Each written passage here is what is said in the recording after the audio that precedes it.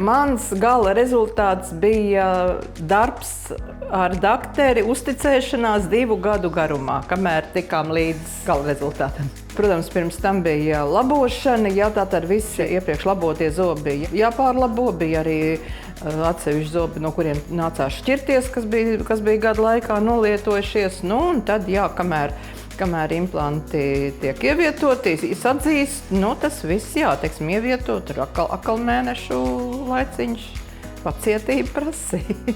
Viss kopā, sākot no brīža, kad pieraksties pirmo reizi, kad tu atnāc pirmajā vizītē, ka tev viss tiek plānveidā izskaidrots un arī atsāpināšana, nekādu pretensiju.